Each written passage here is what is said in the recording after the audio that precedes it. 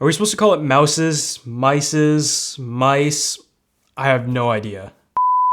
What's up guys, it's Justin here, and today I've got a video for you of the new Logitech MX Master 2S mouse.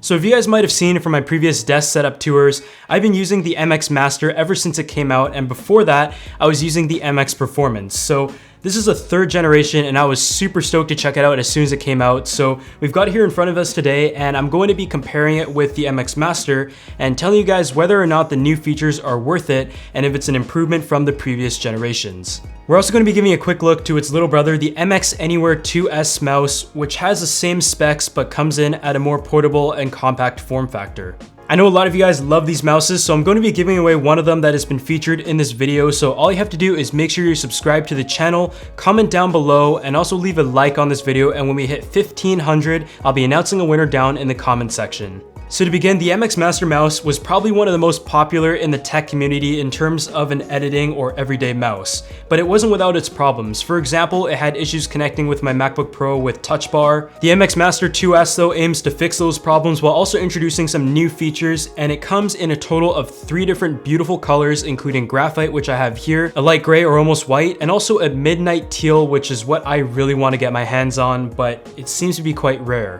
The MX Master 2S comes in at $99 at the time of this video, but I will leave a link with the most updated best price down in the description section below because I did see the previous generation go on sale quite often. So in summary, some of the key new features of this new 2S mouse is a higher DPI of 4000 as opposed to 1600 on the MX Master, which makes it more sensitive and responsive. It also has a bit of a logo refinement that says Logi instead of Logitech. You have a significant improvement of the claimed battery life of 70 days compared to 40. And lastly, Logitech has introduced a Logitech Flow software that allows you to seamlessly use this mouse between different computers and even transfer files through Wi-Fi. When it comes to feel and design, this mouse is very comfortable. I really enjoyed the previous model, and as someone who uses a computer for way too many hours a day, often doing video editing, you need something that is not going to make your hands sore. And being a larger mouse, it just kind of molds around the shape of your hand, and that's something that is very important. There's really no complaints about the ergonomics whatsoever, but it is made for right-handed users. Beyond just a right and left click, you have quite a few buttons located on the thumb as well, and it just tries to make use of every finger. There's a horizontal scroll wheel, which is crucial for video editing and just makes the scrolling experience much faster in a long timeline. And you also have 2 back and forth buttons that you have the option to customize in the software. Something else that I also really liked was the free flow scrolling, which is able to adapt between a click and an unlimited scroll. This comes in handy, especially if you're scrolling through timelines all the time, such as Facebook and Twitter, which is something that I find myself doing all the time and consumes many hours in my day. After using my MX Master ever since it came out, I haven't had any issues in terms of durability whatsoever, despite using it for editing every single day. Due to the nature of the mouse, I wouldn't say this is for gamers out there. I'm sure there are better options for that category, but if you're just wanting to use a nice utility mouse and do a lot of graphic design or video editing, I think this is the perfect option in terms of ergonomics and the buttons it offers.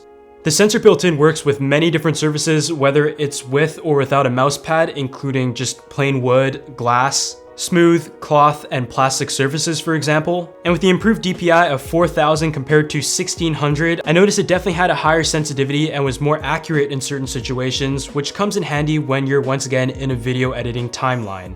Despite the improvement though, I will tell you that the MX Master was totally fine for what I needed it for, but it's still nice to have that extra bit of accuracy.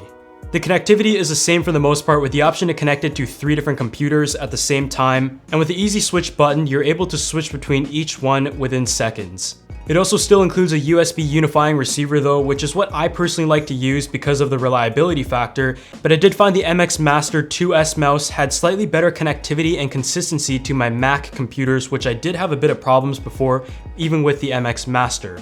As someone who uses a mobile laptop, a laptop for editing, and also a desktop occasionally though, I really like the option to seamlessly and quickly connect between 3 different devices wirelessly. Despite it retaining the same form factor and having even more features though, the battery life has been claimed to be improved from 40 to 70 days. The MX Master, from my experiences, definitely lived up to the claim of 40 days, but I haven't had this new mouse for 70 days yet, but I can tell you based on just the percentages, the battery is definitely improved. And it still charges via micro USB, but it partly would have been nice to see it charged with USB-C because that just seems to be where we're going in the future.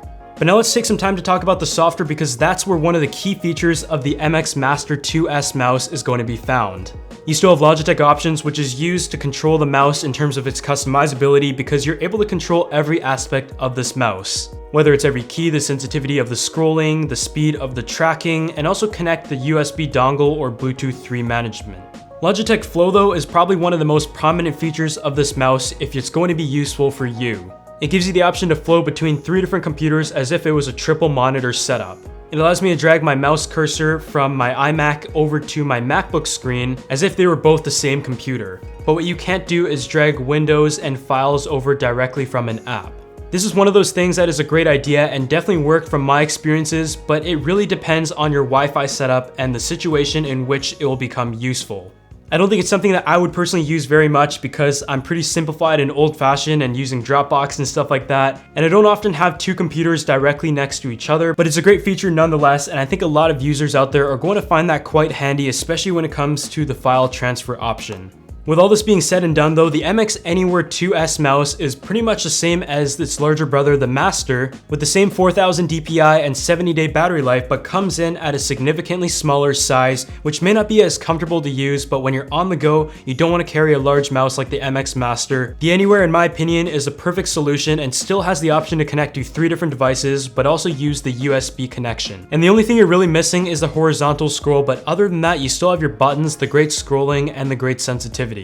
But now it's time to wrap things up, and I can tell you that the Logitech Master 2S mouse is going to be great for video editors, photo editors, and people who are looking to do a lot of productivity work and can definitely use the extra buttons and also the ergonomics and the way that this mouse is just put together as a productivity focus. I think it looks incredible with any desk setup, and the fact that they improved the DPI from 1600 to 4000 for better sensitivity and accuracy despite it not being a gaming mouse is great to see. The battery life is definitely a plus, and if you're on the go a lot, that's going to be more important to you than others who might be connected to their desktop throughout the day anyways. But the customizability and all of the great things that have been carried over from the MX Master and also the MX Performance mouse is all put in together to a nice refined package with the 2S mouse. If you don't currently own an MX Master mouse and are deciding between the MX Master and the MX Master 2S mouse, I will tell you that the price difference is pretty worth it between them.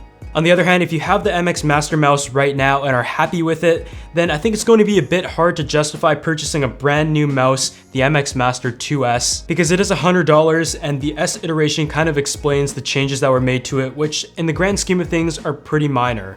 This mouse has without a doubt become my main mouse now for general productivity and also video editing over the next few years, so you guys are probably going to see it quite a bit because I love it so far. But otherwise, I appreciate each and every one of you for watching this video, and I hope you guys enjoyed it as always, but I'll leave a link down below if you want to learn more about either of these mouses, and I'll see you guys in the next one.